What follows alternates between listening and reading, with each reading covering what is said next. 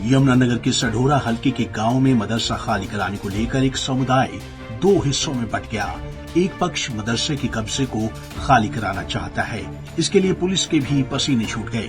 करीब 8 घंटे बाद भी पुलिस का पहरा मदरसे के आसपास दिखाई दे रहा है, तो वहीं दूसरा पक्ष मदरसे के अंदर ताला लगाकर महिलाओं और बच्चों को लेकर बैठ गया। सुनिए दोनों पक्षों का क्या कहना है। मेरे को सोसाइटी का प्रधान बनाया आया और डीसी साहब ने ऑर्डर कर रखे यहाँ, तो प्रशासन जो है ना सडौरा आवार मुड़का चले जा। और आज मदरसे में से ना 70-80 आदमी है रे, एसडीएम भी यहीं यहाँ, और मेरे को कोई कब्जा नहीं दिलवा रहा है। मेरे साथ गैर इंसाफी हो रही है। और ये सामने बिल्कुल सामने चमक रहा कि क्या आया क्या नहीं। क्या कहना है प्रशासन का? प्रशासन तो अपना आवा मिट्टी गोली दे जा।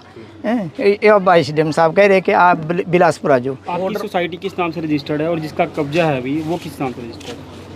ये तो जो सोसाइटी में नहीं है, सोसाइटी से बाहर लोग आए उनका कब्जा है। आपकी सोसाइटी किस नाम से रजिस्टर्ड है? किस नाम से?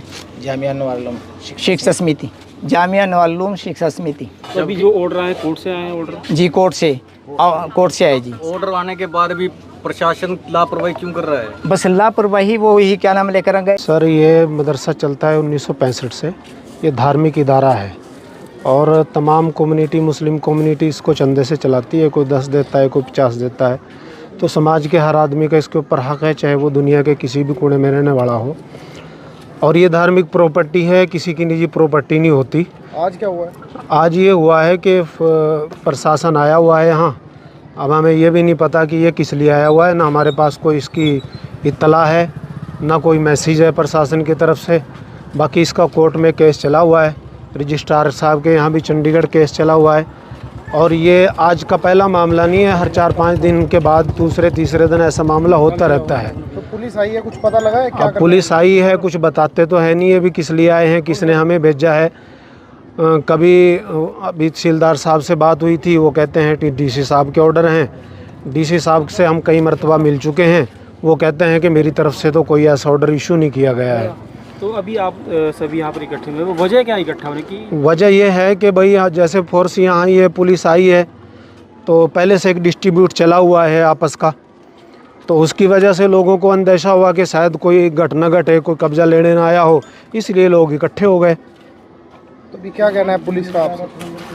अब पुलिस तो कोई वजह तो हमें बता ही नहीं रही है। एसएचओ साहब से बार बार पूछते हैं, वो कहते हैं कि भाई हमारा तो काम फोर्स देना है, हमारे से तो फोर्स मांगी गई है। किसने मांगी गई है ये भी कोई हमें संतुष्ट नहीं करा। चाहता है इस प्रॉपर्टी पे और इस मदरसे? सुलेमान है। ये 2 आदमी हैं, एक सुलेमान है, एक गफूर है। तो वो यहाँ मुलाजिम थे मदरसे में, जैसे बहुत सारे मुलाजिम रहते हैं, अभी भी 10-12 मुलाजिम हैं। तो उनका कोई कमियां कुछ पब्लिक के सामने आ गई, तो जब कमियां पब्लिक के सामने आ गई, उनको 2019 में मदरसे से निकाल दिया था। गांव चाणचक में मदरसे को लेकर 2 पार्टियों का आपस में डिस्प्यूट है, जिसमें ड्यूटी मजिस्ट्रेट साहब, एसडीएम साहब यहाँ मौके पे आए हैं। जो सिचुएशन पीसफुल है, कोई दिक्कत वाली बात नहीं है। सर बीच में विवाद भी हुआ था कुछ? नहीं, लॉ एंड ऑर्डर मेंटेन है, कोई दिक्कत नहीं। बहरहाल पुलिस बल मौके पर तैनात है और शांति व्यवस्था बनाए रखने का प्रयास किया जा रहा है।